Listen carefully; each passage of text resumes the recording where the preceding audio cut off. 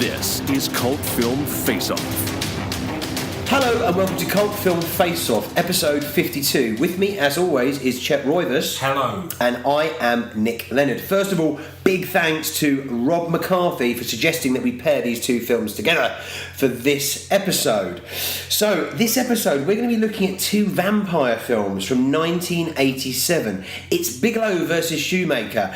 It's David versus Jesse. We are, of course, going to be talking about The Lost Boys versus Near Dark. First out of the gate, released in the summer of 1987, is The Lost Boys, directed by Joel Schumacher. A mother and her two sons, Sam and Mike, moved to a small coastal town in California.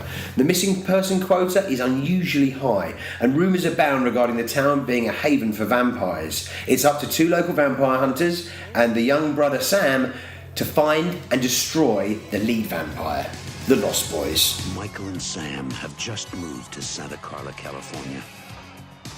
They're about to discover its secret. Notice anything unusual about Santa Carla yet? No. It's a pretty cool place. If you're a Martian. Or a vampire. So, The Lost Boys, okay, obviously you've seen it dozens of times. Yes. What do you think about it, watching it in this day and age? Well, one of the good things about this episode, the timing of this episode suggestion, is that my local art house that has a 35mm projector was showing The Lost Boys, so I watched it 5 nights ago in glorious 35mm film. I can't tell you that was the best possible way to see it. I didn't realise when I sat down, as soon as it started, I thought, I haven't seen this since I was a kid, because this is one of my favourite films when I was a kid. But I think the window between me watching Star Wars and me watching RoboCop was quite small, so it slotted in that very small window of time. So I must have loved this film for months and then just thought this is a kid's film, and then moved on to, RoboCop, Die Hard, etc. So I hadn't seen it in a very long time. I think it stands up much better than I thought it was going to. Did you not agree? No. Oh, right, you were looking at me like... No. That's actually a face of concentration. I thought you were looking at me like... I was intrigued. I mean, the last time I saw this film on the big screen. I didn't see it. I'd love to have seen a 35mm. It wasn't a 35mm, but it was on the big screen, and it was at Somerset House. In London. Somerset House is like it does a huge open screen in the outside, and it does these it's very, very cleverly curated double bills of films over the summer. And the double bill that The Lost Boys appeared on was Let the Right One In and then The Lost Boys, which is a fucking fantastic double bill. Yeah. So it wasn't so long ago. I'd seen this I think it's probably about 7 or 8 years ago. But 7 or 8 years still is still quite a chunk of time. But no, I agree that this has aged extremely well. Yeah, I was expecting to look at it and just think, oh god, how did I ever like this? It's really just hasn't held up well at all. I mean, I watched it a glorious 35mm print with a bunch of people at a late night showing who were all quite drunk, and it was a perfect environment. But I don't remember as a kid. I mean, it's pretty funny. I mean, it's in a broad, very sitcom-y way, but still there are laughs in it. I was surprised at how much of it is played for gags. Yeah, and I think when you're a kid, a lot of it you don't get those subtleties. No, it's very true. Yeah, that surprised me. In terms of negatives, there's no characterisation in this film. That's the one thing that really shocked me. I was constantly wanting to know more about all of these characters. I mean, I think the acting's superb. Diane Wiest is incapable of doing anything that's not Oscar caliber. She's great. And Edward Herrmann as Max is fucking great as well. You can't argue that it's not a great. I don't know. Would you say that these? I mean, I'm curious to ask this about both of these films. Do you think these are going to continue to prevail once people who were alive when they came out? Because I'm concerned about this because I asked some people at work who are much younger, and they'd not only had never seen it, but they'd never heard of The Lost Boys. That's so funny. And that fucking worries me. We went for dinner before we went to the cinema, and we were chatting to the maitre d' of the restaurant, and he was like, what are you talking about? Like he's only about 5 or 6 years younger than us, but he was like, I've never heard of it. I spoke to people at work about it, and the people I work with are really into music and film and television, and they were just like, and a couple of them just what the fuck's that? The young'uns just went, what is it? Right. Like, I'm like, before Kiefer Sutherland was in 24, he was fucking cool and very sexy. I was surprised at. I always remember it just being there being way more dialogue between Michael and David, and really there's hardly anything said. To be honest, I felt like a criticism that's often levelled at movies. I've noticed it throughout my life when people compare full-length movies and say this is like a trailer.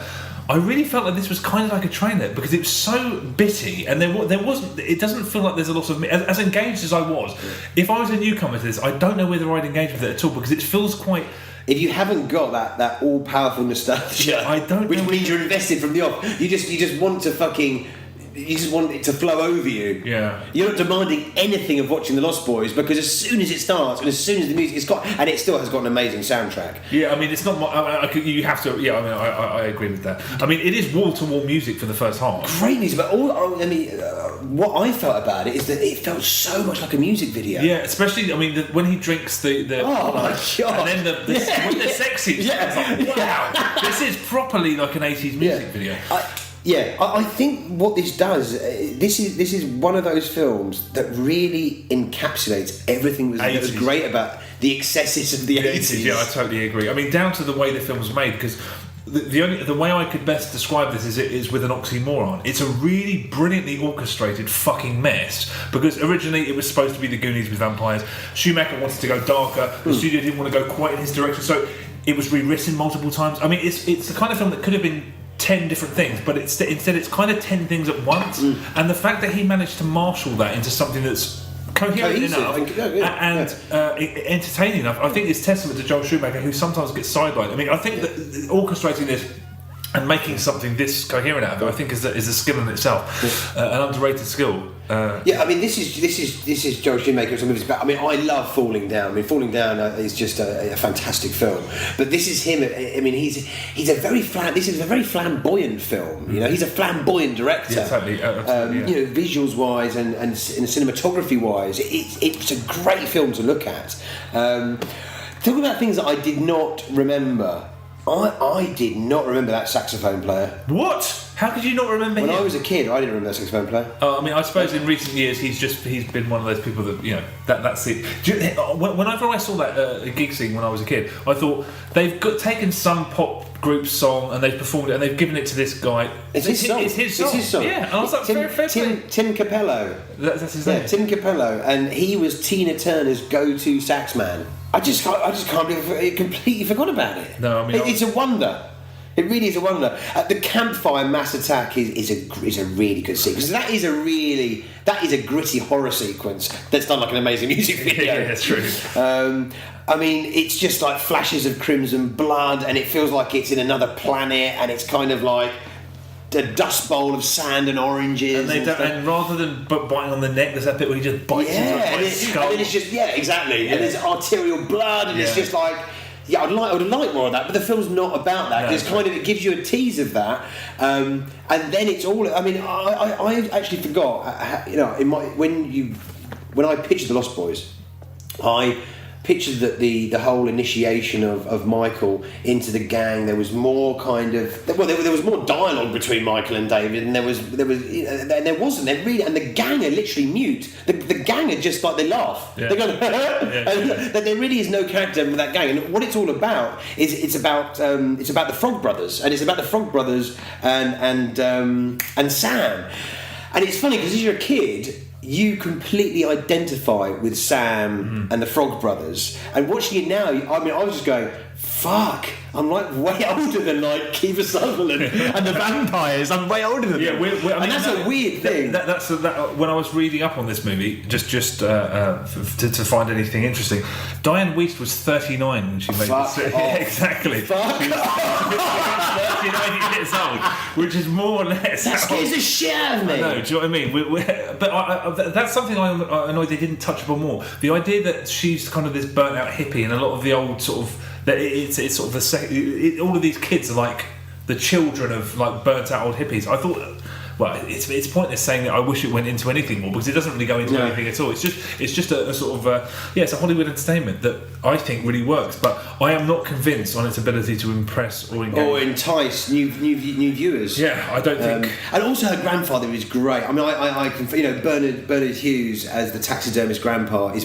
priceless. He's great. It's extremely entertaining, and the way it ramps up everything to that last 20-minute sequence. I mean, all of those deaths are so well put together. They're really peacockish. I mean, they really show off. They're really showy. They're really excessive. And I mean, the film's best zinger got completely ruined for me when I first rented this movie when I was a kid. I remember really vividly going to Popeye's video shop in Bromley, and the two cliquey teenagers that were working there, they had a whiteboard where they would write their top sort of 5 films of the week. And I remember Lost Boys being a permanent fixture every week at that place. And I picked it up and kind of, wanted to rent it. And then the guy behind the counter looked at his mate and he just went, "Death by stereo." Oh, no. I was like, "You dick." Yeah, I mean, it's really, really good fun. I don't think it's any more than that. I mean, the way I felt when I walked out, I was like, that is about as great and iconic as a 3-star movie can get. Because I don't think, I mean, it's all surface, it's just entertainment. I don't think there's anything wrong with that, or I don't think it should be undervalued, but Kiefer Sutherland, I mean, this is a time when, he'd done some really, Stand By Me, he was extremely menacing, and even though he doesn't get to say a lot, he exudes sleazy menace. I mean, he's brilliant in it. Yeah, and you can see he was destined to go on to do massive things. I think everyone's great in it. I mean, when I was a kid, I always thought Jason Patric was an annoying pretty boy, but the part doesn't really demand anything more of him. So, I mean, the part demands him to be a vulnerable Jim Morrison knockoff. Yeah, right. I mean, I laughed at the funny bits. I don't know if there's... Also, I thought the sequence is done really well. The dinner sequence when Max is having dinner is brilliant. Yeah, I mean, the dynamic with Edgar Allan Frog, they're great. Corey Feldman, yeah. Corey Feldman is brilliant in it. Corey Haim and Feldman are just great in it.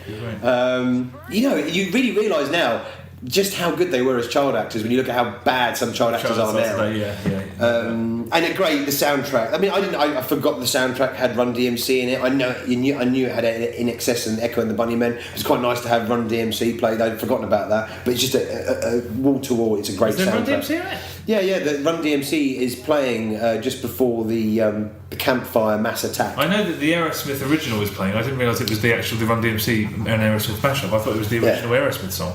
I'm pretty sure it's Run DMC versus Aerosmith. Really? There was no rapping on it, was there? Okay, I can't remember. I thought it was just Walk This Way by Aerosmith. 99% sure it's got Run DMC because there's rapping in it, so it's Run DMC.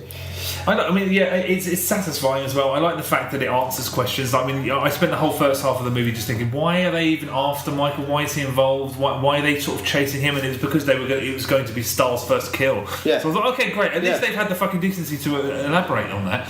I'd completely forgotten about that whole introductory credit sequence where they're going around the boardwalk showing the missing kid pictures. That's right, it's done brilliant. It's just a brilliant opener.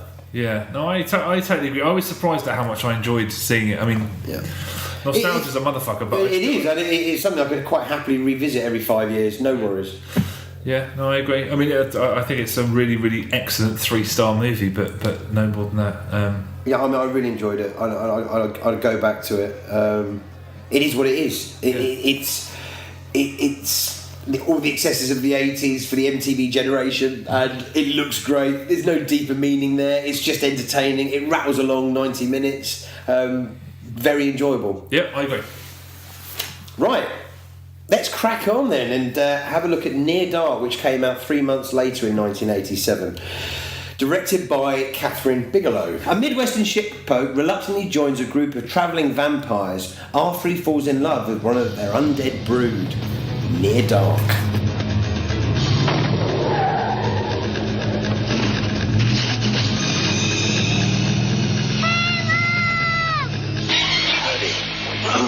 I'm gonna separate your head from your shoulders. Do it fast. All right. The time's roll. Woo! No! You might as well just kill me then, too. Caleb Colton no longer belongs to our world. We'll give him a week, see if we can call him one of us. He belongs to hers. But you have to learn to kill. He belongs to theirs. I don't want to kill. He makes you kill tonight. And they all belong to the night. It's 3 hours short for a bus ticket home. You help me out? What are you on? Believe me, I told you. Just don't think of it as killing. Evening. Don't think at all. It's something that you do night after night. It's only ever a question of how. You nervous? I would be too if I were you. Near dark. Could be your boys falling in with the trouble. Check out time.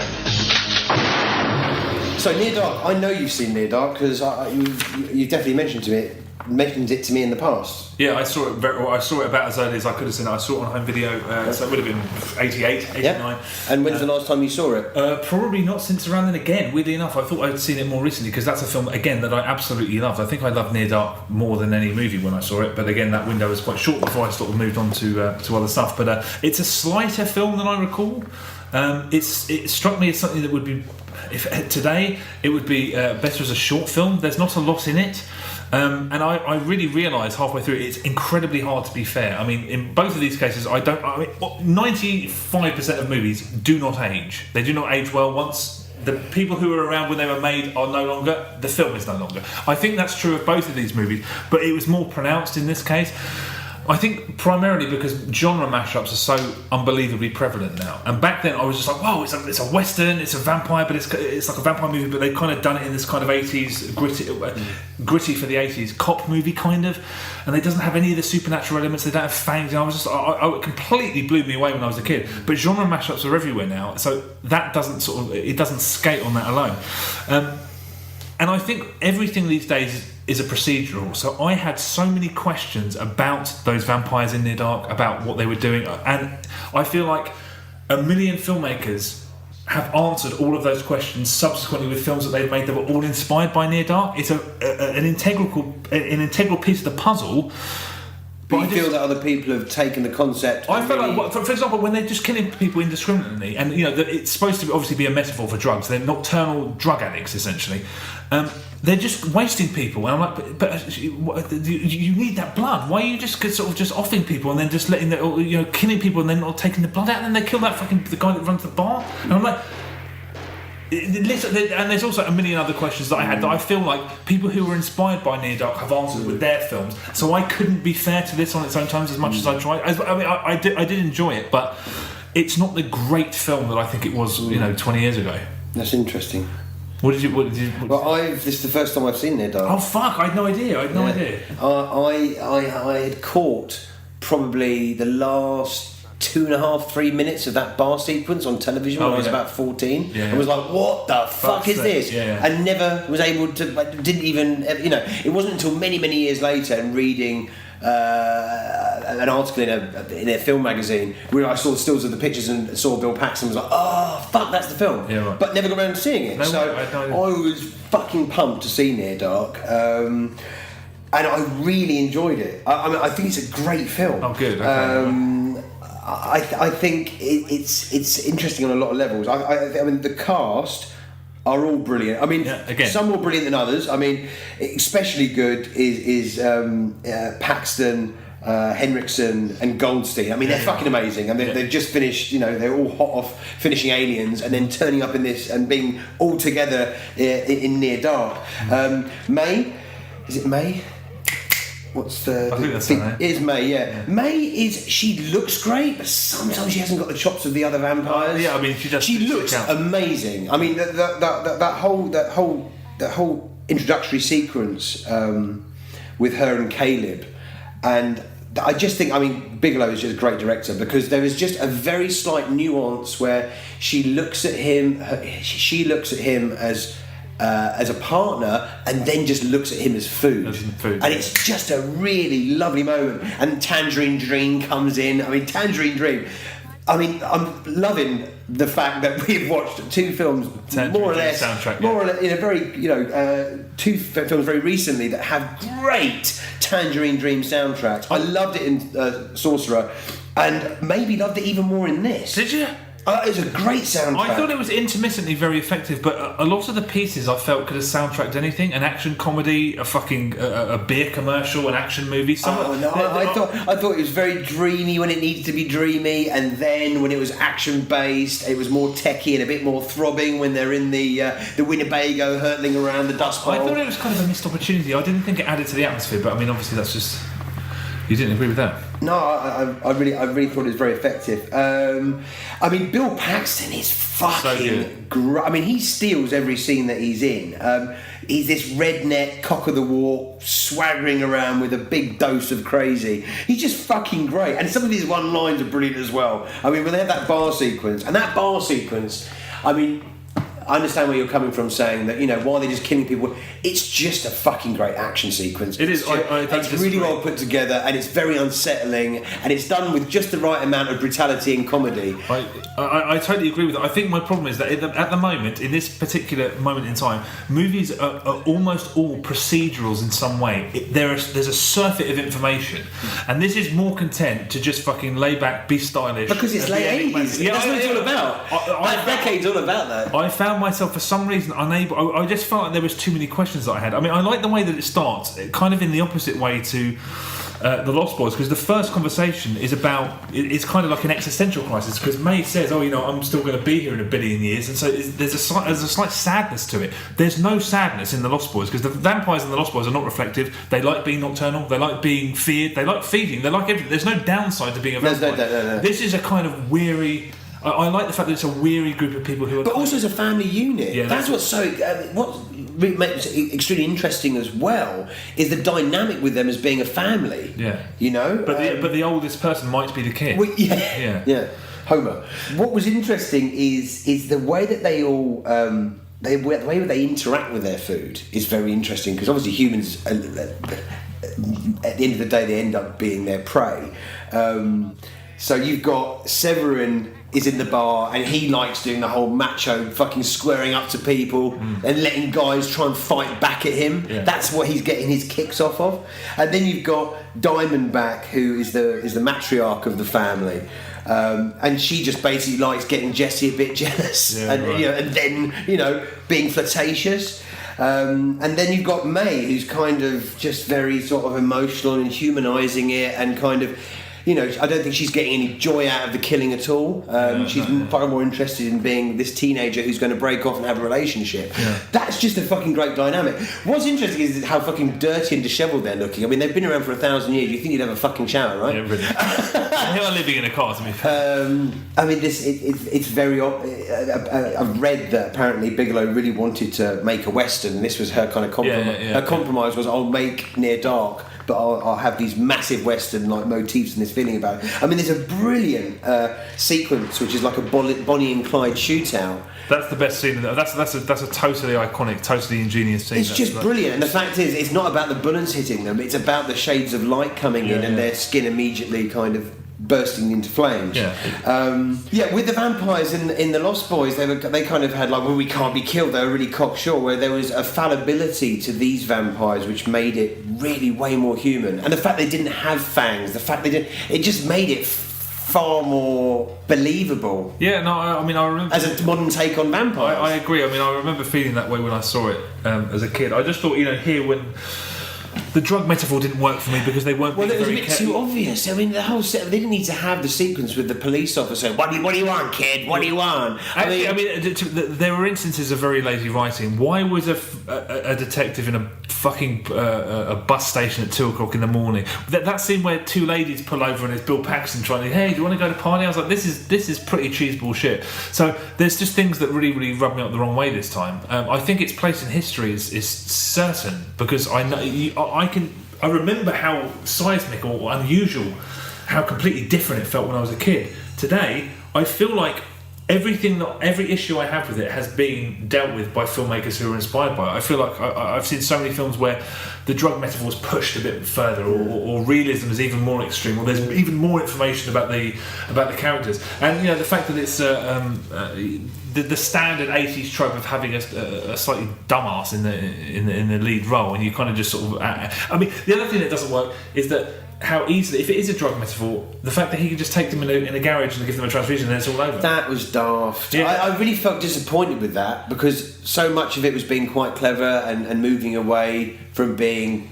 I mean, there's so many dumb cliches with the vampire mythology in film, you know. Yeah. I thought he was really moving away to be something a bit more intelligent about that. Well, and that was going to be a serious problem that he'd have to kind of make a decision of what was he going to... is he going to try and live like that life and go back with his family, or is he going to just stay out on the road with them? I thought that was a real letdown. Yeah, and I just thought that's a really interesting idea. Like, how are they going to deal? How is she in particular going to deal with knowing that she's going to live forever? Suddenly not.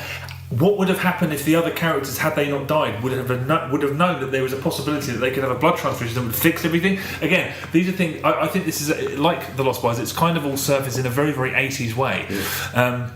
It didn't stand up for me, but again, like our last episode, I think expectations play a really, really fundamental part because I remember how much I loved. Yeah. This is I had zero expectations with this film, and it does play a huge part. Nostalgia plays a huge part. I had no nostalgia in this film, and it's still held up. And it's still held up. Absolutely. I mean, the central conceit is fairly similar in that can the lead character fight the urge to kill? Yes, exactly that. Right, but just to go back to the whole drugs analogy that these two films have, because it's very, both films, the characters are going out at night, they can't go in the day, it's all about the nightlife culture and drug culture. Caleb is in fucking physical agony and pain, whereas Michael's he sweats a bit, then he's like, I'm flying outside of the house. Yeah. It's done way more for humour, and Near Dark is rooted, at times, to be far more serious. So the parable on drug culture, I mean, how his suffering is how someone, is far more in line with somebody having withdrawal and suffering and looking terrible, whereas Michael never really looks that terrible. He looks a bit sweaty and looks a bit wide-eyed, but he doesn't look in agony like Caleb does. But there are daft things. The blood transfusion is a daft thing to have done. Yeah. It really takes the whole, right, so you can just do that and then you're not a vampire again. Yeah. But I mean, it would have been interesting if it dealt with that on some level, but it didn't. I mean, he was happy. He could just say to her, well, I've just had this blood transfusion. Do you want to just come around to my garage? And my dad, who normally wears really high-waisted trousers when he's in Charles Band films, he can sort you out. Yeah, it's silly, and that's where it kind of falls down as an analogy. But I mean, as an entertainment, I think it's fine. I just don't think. I honestly feel like my opinion of this has been hampered by the fact that it's so influential that every vampire film, I was like, well, why don't they find a way to store the blood? Why don't they? All of these things I feel like have been answered in subsequent movies. I was just asking questions about how these people live, and I feel like other people have those questions and they've made their own movies, but. There's no denying its place in history. I just was surprised at how... Again, I think both of these movies aren't going to be around in 100 years' time. I mean, I'm really glad. I'm very glad for watching Near Dark, and I think it's a great film. I think it is very of its time, and I feel sorry for it that it came out the same year as The Lost Boys, which stole all of its thunder. Yeah. So I would urge anybody listening to the podcast. Well, we've completely fucked it in terms of spoiling the film for you, but I would just heartily recommend finding Near Dark. And Near Dark, I think, is aged better than The Lost Boys. I mean, there's more in it in terms of like being a bit more astute, if that's the right way to put it.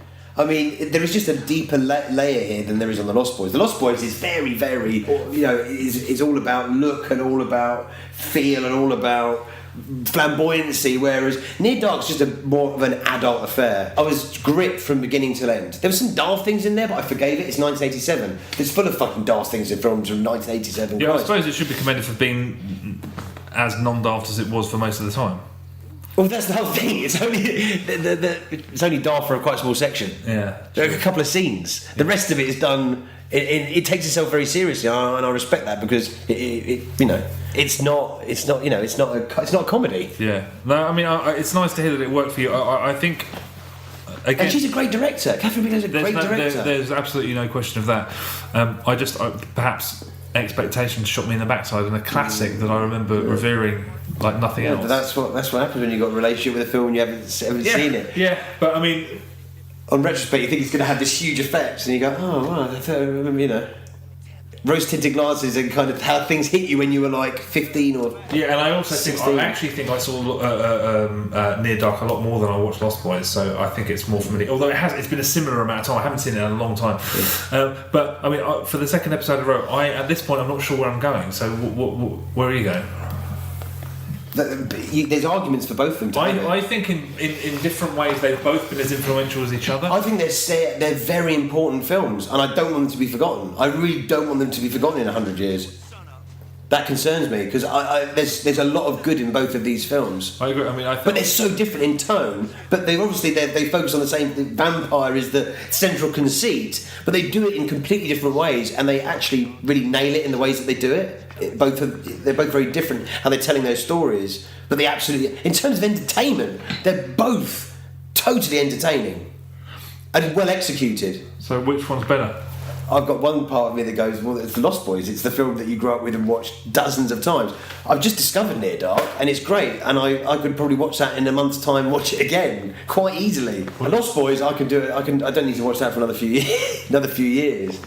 But which is better? I find that this is an extremely hard one to call. So what should we do? Do we call it the Ostinator? I think we need to call the Ostinator, yeah. Oh boy, okay. Okay, right, well, okay, we can't decide, so we're going to go to the Ostinator. Yeah, for me, it's loggerheads. Okay, let's go. Oh shit, we got a tiebreaker. Ostinator, it's Cult Film Face Off. Once again, we are at complete loggerheads, and we need you to pick a victor from this week's films. We have Near Dark versus The Lost Boys. Which way are you going? Okay, Cult Film Face Off, Ostinator here with the decisions. Two fantastically cult, cheesy vampire flicks from the mid to late 80s. Love both of them. However, personally, my preference lies with The Lost Boys. Classic performances, some classic scenes, from the Chinese maggots noodles to the bathtub scene. Just fantastic. And the cherry on top for me is the compelling soundtrack, the "Thou shalt not kill" refrain that just adds a really nice, haunting tone throughout. However, Near Dark, fantastic. The whole concept of a Western vampire film has been done before, but I don't believe it had been done previously. Kathryn Bigelow shot really nicely, obviously before she'd won her Oscar. I understand why there's a dilemma on this one, but personally, for pure nostalgia reasons, I've got to give it to The Lost Boys. Have a great one, guys. All the best. Ostinator out. Eliminator with the Ostinator. So, that was the final verdict. Oh, I wonder what he chose. He probably almost certainly chose Near Dark, right? Oh, so what do you think? You think Near Dark? If I was asked that question, you're banking on him seeing Near Dark. He would have seen Near Dark, I'm sure. Do you probably thought? Do you think I saw it? Yeah, I did. Exactly. Yeah, okay. Well, you know the answer. So there we go. That's whatever Austin just said. Okay. Well, look, we abide by the Ostinator. You can follow us on Facebook, Twitter. iTunes reviews really do help, and also get involved. You know, if you agree or disagree with what we've been chatting about, then get your social on and tweet and Facebook, and also suggestions for future episodes. We've got a website, and you can do everything from the website, whether it's downloading and listening or checking out the slate. All of our historical episodes on there, as well as all of our future episode pairings as well. That's all there is for me. Ciao, bless. Thanks for listening. See you later. Ciao, man.